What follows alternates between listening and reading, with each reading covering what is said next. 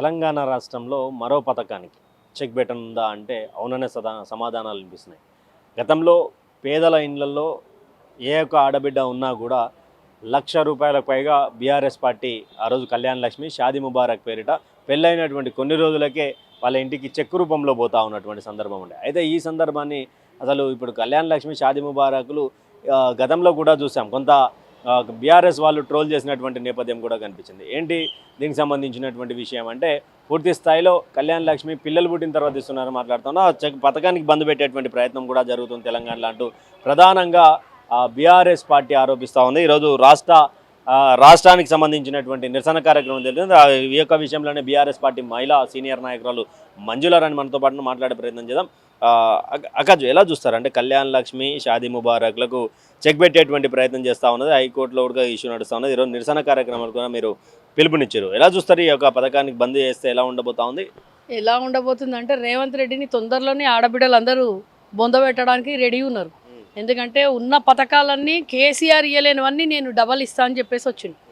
ఆయన 1,16,000 ఇస్తే 1,16,000 కాకుండా తులం బంగారం ఇస్తా అని చెప్పిండు. మూర్ఖుడు, ఇప్పుడున్న మూర్ఖుడు. ఆ మూర్ఖుని మాటలు అంటారు కదా, అమాయకులు ప్రజలు నమ్మి ఆడబిడ్డలు అందరూ అంటారు కదా కళ్యాణ లక్ష్మి అన్నారు. మళ్ళీ అంటే ఇంకేంటమ్మా 2,500 అన్నారు, అది లేదు.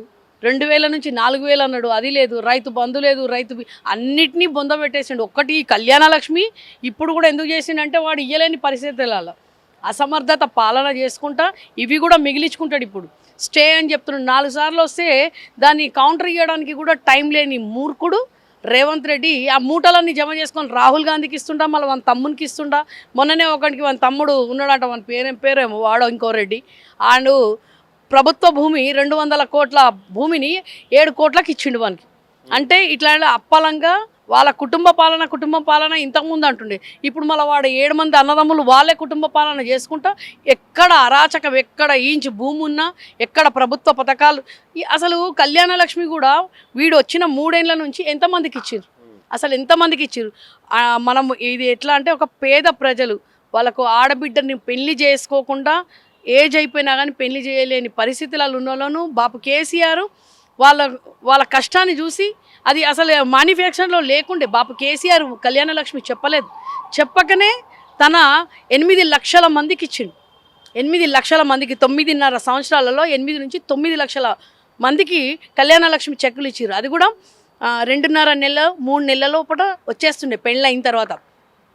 ఇంకొకటి ఏంటంటే ఆడబిడ్డలది బాల్య వివాహం ఆగిపోవాలని చెప్పేసి చాలా పెద్ద స్కీమ్. అంటే అదేంటంటే చిన్నతనంలోనే పెళ్ళిళ్ళు చేస్తారు ఊర్లలో, మన అంటారు కదా ముందు వాళ్ళు అట్లా చేస్తారు. కాబట్టి ఇది 18 సంవత్సరాల తర్వాత ఇట్లా చేస్తే ఈ ₹1,00,000 ఇస్తామనే దానికి కూడా ఒకటి బాపు కేసీఆర్ తన అనుభవంతో తన చేసిన ఒక బాల్య వివాహాన్ని కూడా అరికట్టడానికి ఇది పెట్టిండు. కాబట్టి బాపు కేసీఆర్ చేసింది ప్రతి ఒక్కటి. వీడు ఏం చేసిండంటే మూర్ఖుడు ₹1,00,000 కాకుండా తులం బంగారం అనే వరకు ఎవరైనా కానీ 1,000 రూపాయలు ఎక్కువ ఇస్తున్నామంటే ఆశపడతారు ఆడబిడ్డలు. ఎన్లైనా ప్రతి దాంట్లో బతుకమ్మ చీరలు కూడా ఎలక్షన్ల ముందు ఆపిపిచ్చేసి నేను ఇప్పుడు ఏంటంటే స్కూల్ డ్రెస్ లాగా ఇస్తున్నాడు. ఒక కంపెనీలలో పని చేసుకునేది ఒకటే కలర్, నీ పెళ్ళానికి నీ బిడ్డకు నీ దాంట్లో మళ్ళీ ఒకటే కలర్ కట్టుకుంటున్నారా అంటే వాళ్ళు ఎక్కడ పోయినా కానీ వీళ్ళు కాంగ్రెస్ వాళ్ళు రేవంత్ రెడ్డి ఇచ్చిన చీర కట్టుకొని వీళ్ళు వస్తున్నారు. అంటే రేవంత్ రెడ్డి చీర ఒకటే ఉన్నదా నీ మీటింగ్లలో కట్టుకొని రావడానికి? బాపు కేసీఆర్ అమ్మ 60 డిజైన్లు 60 కలర్లు, అది కూడా అంటారు కదా. వీడు ఇచ్చేది ఏంటంటే గ్రూప్ సభ్యులకే ఇస్తాడు. గ్రూప్ సభ్యులే వాళ్ళు కూడా ఉన్నారు. 15 నుంచి 20 లక్షల మంది ఉన్నారు. మళ్ళీ మిగతా వాళ్ళందరూ వేరేలా ఓటు వద్దా రేవంత్ రెడ్డికి? వీడు ప్రతిదీ క్రిమినల్గా ఒక క్రిమినల్ సీఎం అని వీనికి ఎట్లయినా ముద్ర పడ్డది. దేశం మొత్తంలోనే 88 కేసులున్న క్రిమినల్ అంటారు కదా, ఒక మన ఏమనాలో కూడా అట్లాంటి వేస్ట్గా అంది ఈరోజు సీఎం అయి ఉన్నాడు. కాబట్టి కళ్యాణ లక్ష్మి షాదీ ముబారక్ను స్టే తెచ్చుకోలేని రేవంత్ రెడ్డి ఈరోజు నాగుల పంచమి ఆడబిడ్డలు మొన్న ఫస్ట్ శుక్రవారం మమ్మల్ని అరెస్ట్ చేసి నాంపల్లికి పంపించిండు. ఈరోజు కూడా ఫస్ట్ సోమవారము నాగుల పంచమి రోజు రేవంత్ రెడ్డి నోట్లోనే ఇంత యాసిడ్ పోయాలని ఉన్నది నాకు. అంటే ఇప్పుడు కేసీఆర్ పాలు రేవంత్ రెడ్డి నోట్లో వస్తాం యాసిడ్. ఎందుకంటే వాడు ఇచ్చిన మాటలు జూటా మాటలు, ఏం చేయలేము. ఇక వాడు దేవుళ్ళ మీద పేర్ల మీద ఇచ్చిన స్కీములు అంటారు కదా, ఇచ్చిన స్కీములు నువ్వు ఏవైతే బాపు ఇస్తున్నాడో కనీసం అవన్నీ రా నాయన.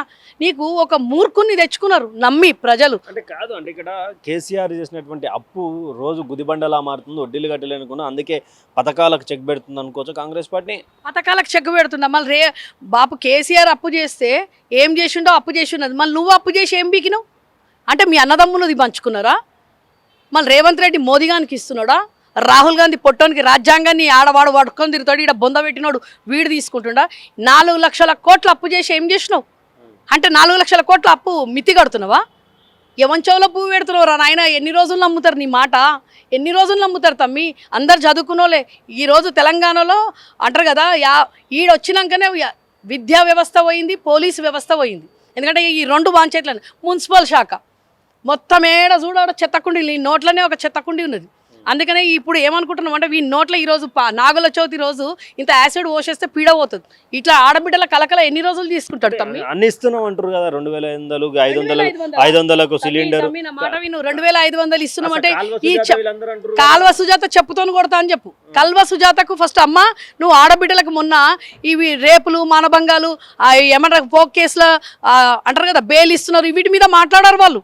ఇట్లాంటి మేము స్కీములు ఇస్తే ఏడ ఇస్తున్నారమ్మా? 10 మంది ఆడవాళ్ళ పోయి మాట్లాడు. ఇలా నాగలక్ష్మి కదా పుట్టకాడ పోయి మాట్లాడు, నువ్వు ఇస్తున్నా అంటే ఆ పుట్టలోనే వీళ్ళు బొంద పెట్టేస్తారు. ఏడిస్తున్నారు తమ్మి? ఎవరికి జూటా మాటలు చెప్తున్నారు? ఇచ్చే స్కీములు ఇవ్వకుండా స్టే తెచ్చుకోకుండా కావాల్సుకొని ఇప్పుడు 2 ఏళ్ళు ఉన్నది అయిపోయింది, వీడికి చెక్ పెట్టేస్తాడు. ఇగాడు ఉన్నాయన్నీ దోసుక తినడానికి 4 లక్షల కోట్ల అప్పు చేసి ఏం చేసిండో శ్వేతపత్రం వదిలిపెట్టమని. వాడు ఏం చేసిండో? మళ్ళీ శుద్ర పూజలు దీనికోసమే చేస్తుండా రేవంత్ రెడ్డి? శుద్ర పూజలు అంటున్నావు కదా, మేం చేస్తే పొట్టోని ఎప్పుడో బొంద పెడుతుంటిమి, మాకు అవసరం లేదు. ఈ 4 కోట్ల ప్రజల అండతోని తెలంగాణ తెచ్చుకున్నాం, మాకు ఆ కర్మ పట్టలేదు. శుద్ర పూజలు చేసి ఈరోజు హరీష్ అన్న రావాల్సిన పని లేదు ఆయనకు. హరీష్ అన్న 8 సార్లు 9 సార్లు ఎమ్మెల్యే అయినోడు. నీలాగా దొంగలాగా ఆన్లైన్లా అంటారు కదా తొక్కుకుంటా శుద్ర పూజలు చేసుకుంటా ఎవరు చేస్తారు తెలుసా తమ్మి? వాడే చెప్పిండు కదా నేను తొక్కుకుంటూ వస్తున్నాను. మళ్ళీ ఎంతమందిని తొక్కి శుద్ర పూజలు చేసి భూమిలేసి మళ్ళీ వీడు వచ్చిండో ఏమో. ఈరోజు సీఎం అయిందంటే ఇంతమంది కాంగ్రెస్ పాతలను నోరు బంద్ చేసి వీడు ఉన్నాడంటే వీడు శుద్ర పూజలు చేసినట్టే. సీనియర్స్ నన్ను వదిలిపెట్టేసి పొట్టోడు 4 రోజులలో రైఫిల్ మాస్టర్ వీడు తెలంగాణ జై తెలంగాణ అననోడు ఈరోజు ముఖ్యమంత్రి అయిందంటే శుద్ర పూజలు చేసిండు కాబట్టి అయ్యిండు. 14 సంవత్సరాలు బాబు కేసీఆర్ చావు నోట్లో తలబెట్టి తెచ్చుకున్నాం. మళ్ళీ అట్లా అయినా శుద్ర పూజలు చేసినట్టు ఎప్పుడో 14 ఏళ్ళు కొట్టాడకపోతుంటే వివరం శుద్ర పూజలు చేసి అందరు సీఎంలు అయిపోతారు. మళ్ళీ వీడు చేసిండు కాబట్టి వీడు అంటారు కదా కలరా మనకు లోకం కళ్ళు కలరా వస్తే లోకమంతా పచ్చగా కనిపిస్తుంది కాబట్టి వీనికి కూడా అదే ఉన్నది. లోకమంతా పచ్చగా కనిపిస్తుంది, వీనికి వచ్చింది పసకలు వచ్చినట్టున్నది. లోకమంతా వాడు చేస్తాడు కాబట్టే వేరేల మీద మాటలు మాట్లాడుతుండు. డైవర్షన్ పొలిటిక్స్ ఇవి. మళ్ళీ ప్రజలు అంటారు కదా పాములు తొండలు అన్నీ అయిపోయినాయి ఒర్లుడు. ఈ శుద్ర పూజలు అంటున్నాడు. సోషల్ మీడియాలో తప్పులు వార్తలు రాస్తే ఈపులు వాయిస్తా అని చెప్పి నిన్న మాట్లాడండి. ఎట్లా చూస్తారు ఈ మాట? వాయిస్తాడు ఎవరిని ఈపులు వాయిస్తావురా? 200 యూట్యూబ్లు మెయింటైన్ చేసినావు, చెప్పుతోని కొడతారు. ఇదే మేము యూట్యూబర్లను మెయింటైన్ చేయలే, ప్రజలను నమ్మి మేము ఉన్న స్కీములు మాకు అదే ధీమా ఉండే. బాపు కేసీఆర్ అంటారు కదమ్మా ఉన్న స్కీములు రైతు బంధు, రైతు బీమా, కళ్యాణ లక్ష్మి, షాదీ దీన్నమ్మా పిల్లలు పుట్టిన తర్వాత కిట్ ఇస్తుండే 12,000 నుంచి 13,000, ఆడపిల్ల పుడితే 13,000. ఇట్లాంటి భరోసాతో కంటి వెలుగు, హరితహారం ఇవన్నీ ఎక్కడ పోయినాయి? అవన్నీ స్కీమ్స్ ఎక్కడ పోయినా? రేవంత్ రెడ్డి సిగ్గు లేకుండా ఈపులు వాయిస్తావు. ఎవరు ఈపులు వాయిస్తావురా? అందరం కలిసి నీ ఈపులు వాయిస్తాం. బిడ్డ తోళ్ళు అంటారు కదా చెర్లకొరలో పట్టుకొని ఒక సినిమాలో ఉన్నది చూడు, పోతురాజు తాళ్ళు అట్లా కొట్టుకుంటూ ఉరికిపిస్తారు. ఇక ప్రజలు ఊకోరిగా అయిపోయింది అంటారు కదా. ఇప్పుడు జంతర్ మంతర్ కాడ ఎట్లయితుందో చూసుకో. ఆడ మోదీ గాని బొంద పెడతారు, ఇక్కడ నిన్ను బొంద పెడతారు. ఈ అర్థమవుతుందా? ప్రజలు ఎంతవరకు ఓపిక పట్టాలో అంతవరకు ఓపిక పడతారు. విద్యాశాఖ మంత్రిని రాహుల్ గాంధీని ప్రధానమంత్రి చేసి విద్యాశాఖ మంత్రి జంజీని 21 ఏళ్ళకి 22 ఏళ్ళకి సంబంధించిన చదువుకున్నని విద్యాశాఖ మంత్రి చేసి అంటారు. రాహుల్ గాంధీ ప్రధానమంత్రి అయితే ఆడు పొట్టోడు ప్రధానమంత్రి కాడు, నువ్వు నెక్స్ట్ ముఖ్యమంత్రి కావు. ఇద్దరు చిప్పలు పట్టుకొని ఆడు జంతర్ మంతర్ కాడ నువ్వు ఈడైనా గుళ్ళ కాడ పట్టుకొని చిప్పలు పట్టుకొని కూర్చోరు. ప్రధానమంత్రి వాడు కాడు, నువ్వు కావు. నువ్వు ఇప్పుడు సీఎం కావు. నువ్వు అనుకుంటున్నావు 34 ఎవరు చూసిండ్రా నాయనా? నువ్వు ఇప్పుడు చూడు 28లో నీ పరిస్థితి ఏంది? నీ వాళ్ళే కాంగ్రెస్ వాళ్ళే రాజగోపాల్ రెడ్డి ఏమంటున్నాడు? దోసుక తింటుండ్రని చెప్తున్నారు. నీ పార్టీలో నిన్నే అసలు నువ్వు ఆ పార్టీ కాదు, నువ్వు మధ్యలోకించి పుట్టినోని. కాంగ్రెస్ అసలు కాంగ్రెస్ వాడు వీడు, నకిలీ కాంగ్రెస్ వాడు వీడు. నిన్న వచ్చి కాంగ్రెస్ వాళ్ళందరినీ శుద్ర పూజలు చేసి నోరు నొక్కి ఈరోజు ఎవరు మాట్లాడుతున్నారు? ఎవరైనా మాట్లాడుతారు అమ్మ కాంగ్రెస్లో, ఎవరైనా సీనియర్స్ మాట్లాడతారు, ఈ పొట్టోని ముంగట ఎవరు మాట్లాడతలేరు. కాబట్టి వీడే శుద్ర పూజలు చేసిరు, ఈయన తొందరలోనే బొంద పెడతారు. రాజగోపాల్ రెడ్డి అన్న మాటల మీద మీరు ఏకీభవిస్తారా అండి? తప్పకుండా ఏకీభవిస్తున్నా. అట్లాంటి రాజగోపాల్ వర్మ అట్లా రెడ్డిని ఆయనను చేసుకోండి సీఎం ఉన్న 2 ఏళ్ళల్లో. ఎట్లయినా అవుతున్నది కదా, మా కర్ణాటకలో అయిపోయింది, 2.5 ఏళ్ళకి దింపేసిరు. అట్లా ఈ పొట్టోని దింపేసి ఆయన చెయ్యింది పాపం. వాడు పాపం ఏదున్నా నిజం మాట్లాడతాడు. ఆయన ప్రజలకు మంచి చేసేట వాళ్ళని సీనియర్లను ఎవరైనా చేసుకొని రా ఆయన.